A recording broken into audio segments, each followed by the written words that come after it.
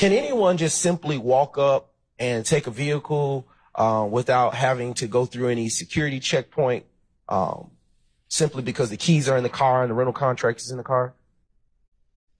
That would be called theft. But could they, based on the security checkpoints you described earlier, just come up and take a car and leave? I don't know how to answer that one. Okay. This is it. Yeah, just take your F, bro. Take your F marks. Nah, I'm not gonna grade them just yet. Watch this. I stand objection. Would you drive the Q50 Infiniti from work to home? Yeah, I have. Okay. And would you recognize the Q50 Infiniti if you were shown one again? Of course. It's very real. Overruled, sir. I have now shown you what has been already admitted in evidence in states. 292 Yankee Lima Mike November, and it's going to populate on the left screen to you, the screen to your left. And for the record, Your Honor, okay, it should be coming here. And I'm going to allow you, if you will, let me get past you. Bring that back up. For the ladies and gentlemen of the jury, can you please circle if you see a Q50 Infiniti on the screen? This. Can you describe the color that you can see this Q50 Infiniti? So yeah, this one is silver. Okay. But yeah, this is a Q50. And can you tell the ladies and gentlemen of the jury if you see a date in the bottom left-hand corner of this screen? Yes, January 10th, 2015. And did Hertz Rental Car Atlanta Airport, based on the records that have been admitted into evidence, rent a Q50 Infiniti 2014 with the sun around or about the time that this Q50 Infiniti appears on this screen? Yes. And to whom did Hertz Infiniti rent a Q50 Infiniti 2014 with the sun around or about the date associated at the bottom of the screen? So yeah, this would have been a Jeffrey Williams rental. No further questions, John. Counsel. I bet what was in his head was this video right here.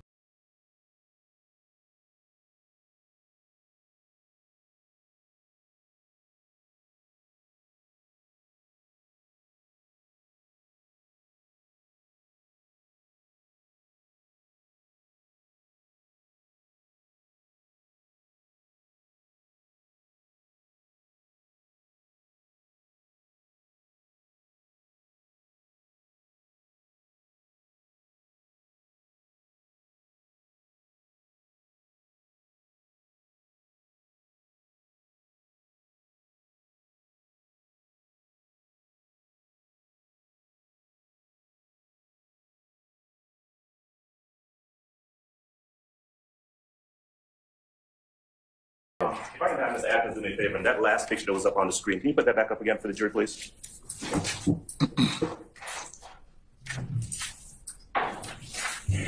And Mr. Singleton, good morning, sir. Good morning. My name is Keith Adams. With Mr. Steele, I represent Jeffrey Williams, the gentleman who's sitting right there with the gray sweater. Okay. I want to pick up where the state left off and ask you a question about that visual that's on the screen. Yep.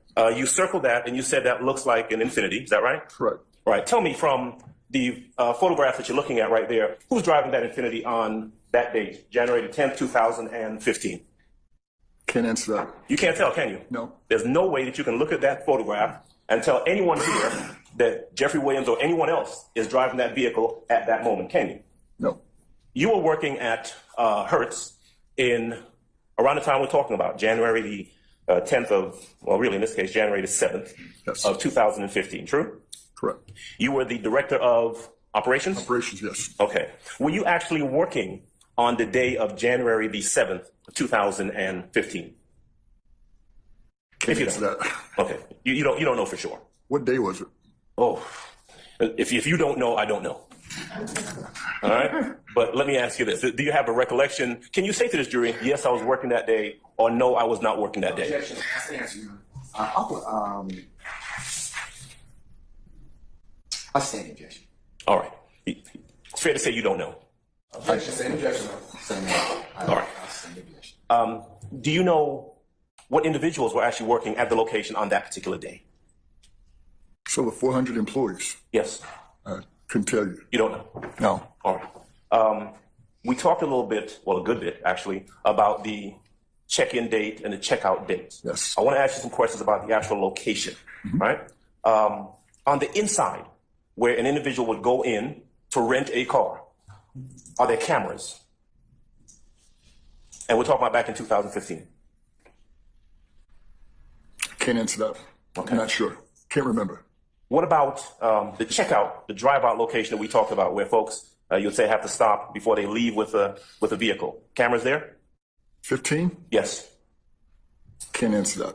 Okay. I just can't, I don't want to say, there's always been cameras, but I know there was a period of time when they didn't work. Okay. Yeah, because a new system came in shortly after that, I remember. When you say there have always been cameras, would that include 2015? Yeah, when I came back to Atlanta, there were cameras. Okay. Because this was a new facility. Okay. But I can't recall if they were working or not. Okay. Or, for example, where they might have been located at the facility. I knew where every camera was located. Okay. So there was a lightning storm sometime back then, because that's what prompted us to get a new system. So I just can't recall if the camera was up and running then or not. Okay. What we know from what you've testified to is that there are policies and procedures with Hertz, right? Yes. There are policies in regards to someone renting a vehicle, true? Correct. There are policies in regards to someone being an additional authorized operator. Yes. Now, Hertz's policy is that if I rent a vehicle, in order for someone else to drive it, I should put them down as an authorized or additional authorized operator. True? You're correct. Now, would it be fair to say that that doesn't always happen? Correct. And in fact, from the amount of time that you've worked at Hertz, that people rent vehicles all the time and let other people drive the car. That's true. All right. Now, that's a discrepancy that the renter may have with Hertz, right? But that just says that there may be other people driving the vehicle that Hertz doesn't know about because they're not down on a contract as an additional authorized driver. You're correct.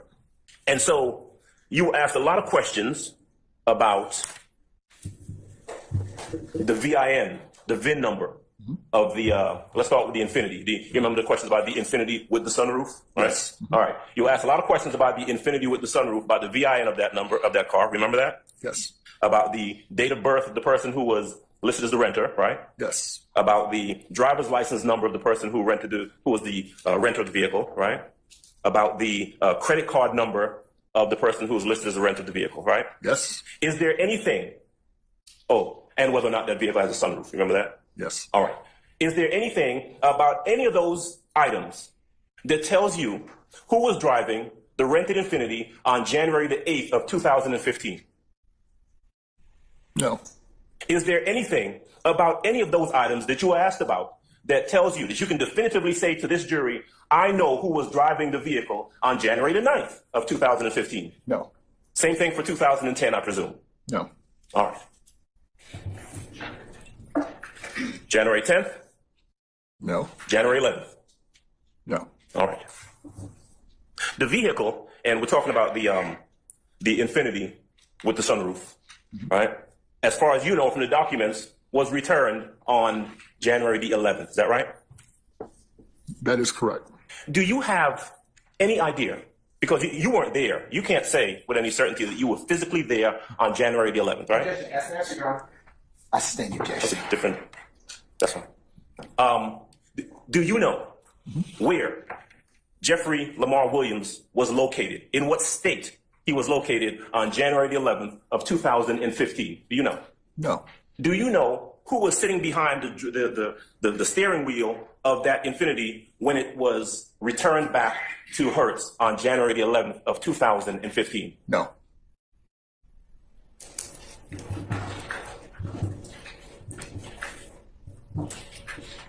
One of the things that you asked about had to do with the return date, return time. Remember those questions? Yes. And I think we were able to determine from the documents, correct me if I'm wrong, that we have a Corvette that was rented on the 2nd of January. True? Correct. That Corvette came back And that Corvette was rented in the name of Jeffrey Williams, right? Correct. That Corvette came back to Hertz on January the 7th of 2015, right? Correct. And we saw what appeared to be a check-in, or I guess it was check-out date, the date of return, date and time of return, right? Now, when that vehicle comes back and there is that time, that return time stamped on the document we looked at, Right. does that time indicate when the vehicle drives onto the lot, when it's finished being prepped by the workers, when the person walks out with the ticket? What does that time actually represent? Objection, compound. I stand this form. You can break that down, Mr. Adams. Sure. Mr. Adams. Thank you, Judge. That time stamp that shows I think it says checkout date, right? Yes. Or checkout time. Check out or check in? All right. When the person drops the car off. Check in. All right, check in. What does that time actually refer to? That would be when I hit print and I hand you a receipt. Okay. So the car may have been there for a while, but the process of checking in is over, and it's listed on that receipt when you hit print. I'm going to object, Your Honor, because the cause for facts, not in evidence. I stand objection. Okay. The Corvette comes back on the 7th, right? Yes. And then there's an Infiniti that's rented on the 7th as well. Yes. Around the same time. Would you have been the recipient? Strike that. Do you know when, if at all, the Atlanta Police Department reached out to Hertz in regards to getting any documents surrounding these rentals? No. No. You wouldn't have been a person? No. Okay. Did anyone contact you in 2015 to get any documents relative to these rentals? Yes. Me personally? Yes. No. It would have went to a corporate security manager. Who's that person? Back then it was Jerry Smith. Back in 2015, did you know Jeffrey Williams? No. Did you ever met him? Personally? Yeah. No. Wait, hold on. Can I go back? Sure. I know who the rap name is. I didn't know Jeffrey Williams, so no. By that name. I knew Young Thug, yes. When you say you knew who that person, who that entity was. Yes. You never met him personally. No. Okay. Lifestyle had just dropped. Everybody knew that song. So, Banger. And you liked it, right? Objection. Which one? Overruled.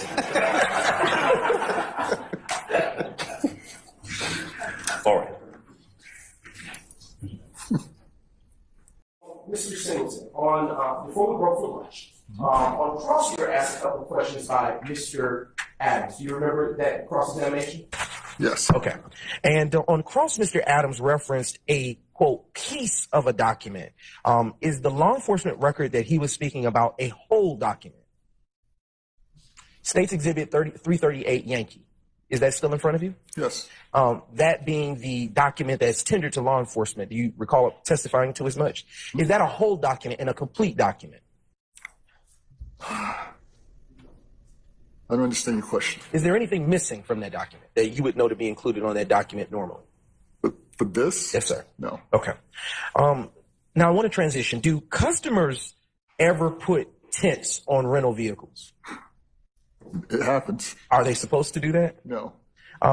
Why are they not supposed to make such modifications to vehicles? Well, you're not supposed to alter a vehicle. The way you rent it is the way it should return.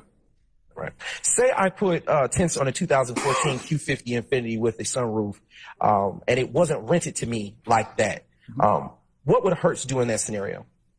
It would go to what we call out of service, and the tent would be removed. Okay. And are records generally kept concerning things like that? Not with tent. No. All right. I'm going to ask you some other questions, and they pertain to rental vehicles in general. How long do rental vehicles remain in Hertz's rental fleet? All right, so it's kind of broad, right? Okay. So you have different types of vehicles. So now you're getting into what we would call a program vehicle. That's where a manufacturer would they would have a deal with, say, Hertz. And say for Infiniti, let's say the deal was Infiniti is going to lease 10,000 units to Hertz. And the program would be something similar to maybe, and it varies, depending on how the vehicle's selling in auction. It could be something, say like a 6-month lease term or 20,000 miles, or it could be 6 months, 14,000 miles. So it varies. And then the flip side of that is a lot of cars in our active fleet, we actually go out and purchase. And those cars we would run to 25, 30,000 miles, and then we would sell them at auction. Okay. At what point, what process, if any, is there for like the decommissioning of Hertz fleet vehicles? That's a standing objection. All right. I am going to ask you just a few more questions, Mr. Singleton. Are individuals who are not listed on rental agreements allowed to pick up vehicles on behalf of other renters? On cross, you were asked about whether someone could pick up. So could someone who is not an authorized operator or the primary, as you say, pick up a vehicle for the primary if they're not authorized for the primary? No. Why not? Well, it goes back to what we talked about earlier. As the primary, you have to qualify to rent. So driver's license, credit card, and the renter's name. So I wouldn't be able to go to Hertz or any other rental car company with your driver's license and your credit card and rent a car. Okay. On cross, you were asked by Mr. Adams if during the rental, if other persons sometimes drive. Excuse me, let me rephrase that question more accurately. On cross, you were asked by Mr. Adams if during the rental period, if other persons sometimes drive the car who are not authorized operators. Do you remember that question? I do. Even though they can drive it, should they? They should not. All right. At what? All right. Question number 2. Do you have any proof or any evidence to suggest that there was any tint put on the Infiniti during the period of time that it was rented back in January of 2015? I'm going to object on 2 bases. One, I asked the answer, and 2 is improper. You asked about it, so I'm gonna overrule the objection. I'm still on my second question. You remember the question, right? And any proof or evidence that anyone put any tint on the Infiniti when it was rented during that period of time? No, no, Trevor, no. That's 2, and that's all I've got. Third question. Go for it.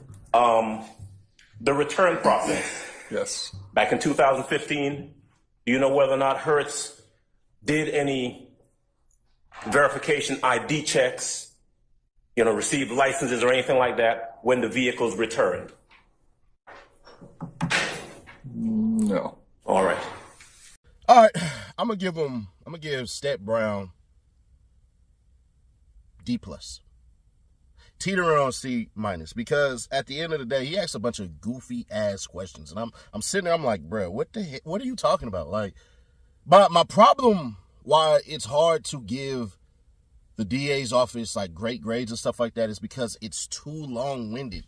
There's a time and a place for everything. In the courtroom, you have to speak in bumper talk. Like, you have to make it quick and concise. You have to make your questions matter, bro. Like, a whole lot of stuff that he was saying didn't need to be said. So it's like, bro, what the hell are you doing?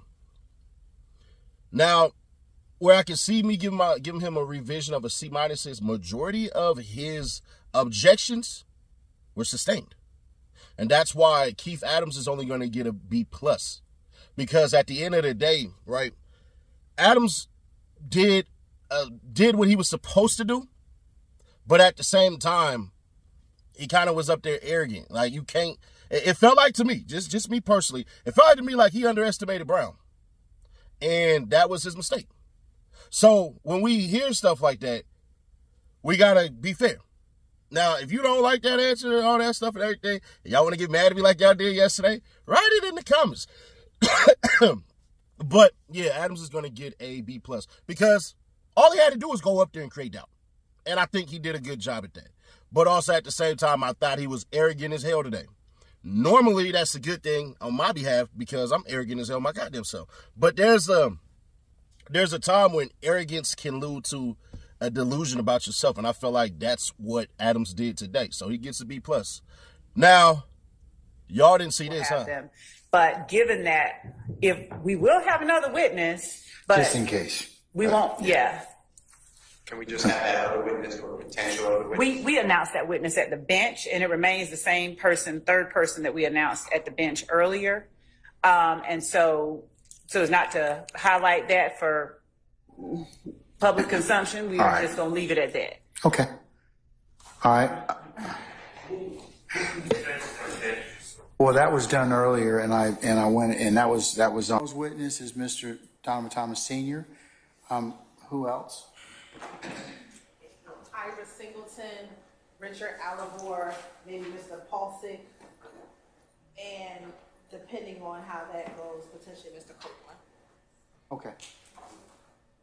The state, I'm going to be honest with you, state playing dirty-ass games. That was dirty. So you mean to tell me, essentially, Tuesday, you say this man named like Destiny's Child, but then yesterday, y'all act like this stuff was a secrecy. I don't believe y'all. See, one thing that I've never revealed was how I got the YSL Woody video. I'm going to be honest with you. I just found it on the net. And so when you find stuff on the net, you want to put it out there. Here's the funnier part about it. Young Thug's dad said something that I didn't really even think about. He said, do y'all think y'all are helping by putting these labels and calling everybody snitches and all that stuff? To be fair, I don't give a damn because Young Thug and his daddy and nobody and everything like that, y'all ain't give me a nickel, so I don't really give a damn. I could put out whatever I want. But he was right, regardless. If we all hollering and myself saying, free Young Thug, we got to be careful with the labels that people put on them. We have to wait until they're done testifying to fully admit that they snitches. So I'm going to go ahead and I'm going to reveal something about that whole entire video. Nobody got arrested for it. You can damn near say that Woody was lying in that video. Now, some of y'all going to be like, nah, Seti Nash, nah, you can't be talking to the cops like that and everything like that. That's very true. So what Woody did was lame as hell. And, nigga, it sounded like he was ready to tattletale. But we got to go to the actual factuals. Because if I'm saying that, and I said what King Yella did was lame as hell when he was in that interrogation room talking and stuff like that, confirming people as gang members and stuff, and I said cuz it's lame as hell, I got to do the same thing for Woody. It's called Mr. Consistency around here. So, depending on what happens tomorrow, then we'll say it. Maybe Woody comes out on the stand and pleads the fifth and don't say nothing. If he does that, then what will we say? Damn, nobody got convicted off what he said, and he ain't say nothing on the stand. He just lame as hell and the goofy. We can put that out there because we still got to figure out what really kicked off this whole entire RICO. Now, I think the RICO happened because of two instances. Nut being killed and Briss allegedly shooting that cop, which saying allegedly sounds goddamn stupid right now because all the YSL members was bragging about it on the internet. Like, oh, yeah, blah, blah, blah, and everything like that. Y'all gonna see that. So at the end of the day, we'll see how it goes. So when we come back on tomorrow, it's gonna be real interesting because, bruh, this gonna set the internet on fire. The funny part is it's only gonna be on a Friday. So then we got the revamp on Monday. But, yeah. Subscribe, turn on the bells to notify and share to keep your people aware. Check out the Miss Love video pinned in the comments and in the description. I'll catch y'all tomorrow.